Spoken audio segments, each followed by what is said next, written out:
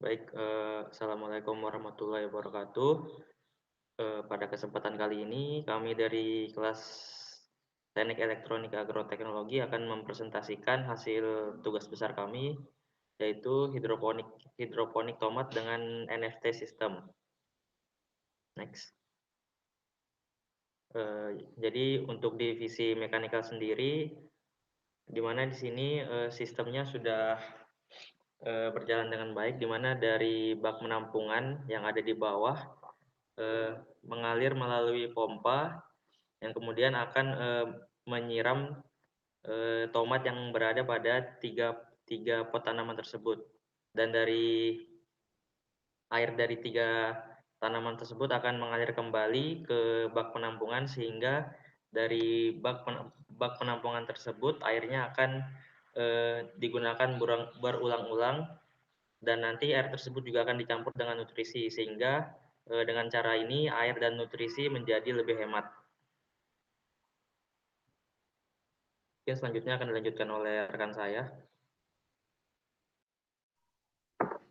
Jadi pada hidroponik yang kelompok kami buat itu menggunakan media tanam berupa hidroton.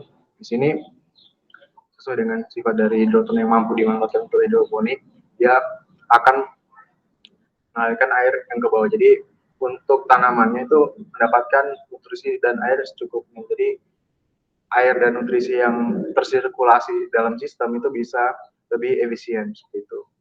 Next. Dan juga untuk penyemaiannya kita membuat perbandingan. Yang pertama ada dengan tanah biasa dan dua dengan rock wool. Di situ kami sudah melakukan penyemaian selama kurang lebih 1 bulan. Terdapat beberapa perbedaan dari tinggi tanaman dan juga besar dari tanaman. Bisa dilihat bahwa penggunaan rock wool menghasilkan tanaman yang cenderung lebih kecil dibandingkan dengan yang tanah. Gitu.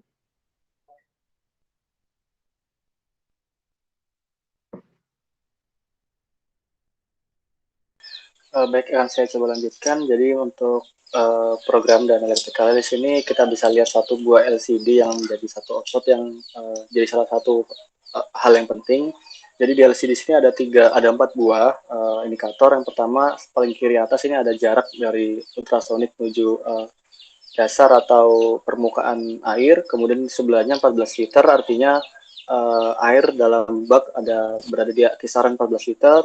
Kemudian ada indikator OK, artinya air masih cukup untuk menghidupi hidroponiknya. Kemudian di bawah ini ada indikator untuk waktu, ada jam ya.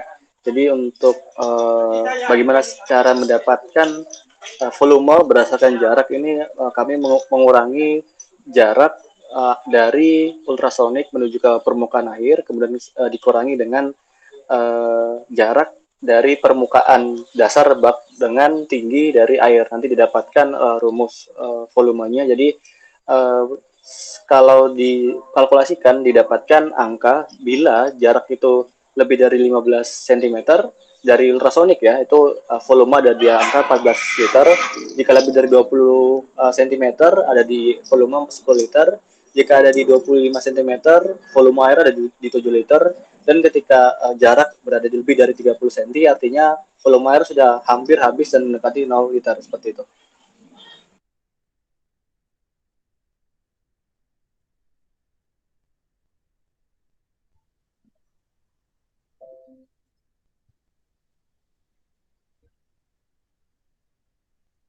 Baik, di sini akan saya lanjutkan. Bagian pemrograman yang kedua yakni adalah pompa, maksud saya motor servo, sebagaimana yang tertampil pada PowerPoint-nya, di mana kami di sini dari divisi pemrograman men-setting untuk penggunaan pompa akan menyala pada 3 jam penyiraman, yakni jam 9 pagi, jam 12 siang, dan jam 5 sore, di mana lama waktu penyiraman air mengalir melewati media hidroton adalah 1 jam waktu penyiraman. Lalu untuk servo sendiri kami nyalakan di jam 8 pagi hingga jam 9 pagi. Jadi untuk penggunaan servo sendiri adalah untuk memastikan bahwa endapan-endapan tidak terjadi pada media penampungan air.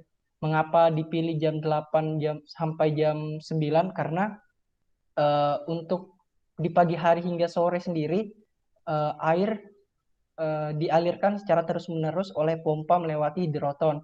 Sedangkan untuk siklus setelah penyiraman, artinya dari jam 7 malam hingga jam 7 pagi, tidak ada sirkulasi yang mengalir pada air, sehingga kami berinisiatif untuk melakukan pengadukan menggunakan motor servo di jam 8 sampai jam 9 pagi sebelum air disirkulasikan menuju sistem.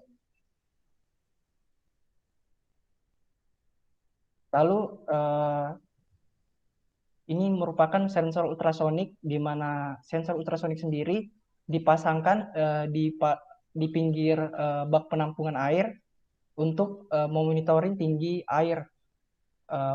Pada saat ultrasonik melakukan pemantauan terhadap tinggi air, tidak terjadi kendala di mana media air yang sebelumnya kami pikir memerlukan satu media sebagai indikator bahwa tinggi air berubah setiap saat, di mana sensor ultrasonik disinyalir tidak dapat membaca kebeningan air. Namun pada saat perancangannya, pemasangannya, posisi air yang cenderung agak gelap membuat tidak perlu ditambahkannya media lain untuk mengukur sebagai media pantulan dari sensor ultrasonik sendiri.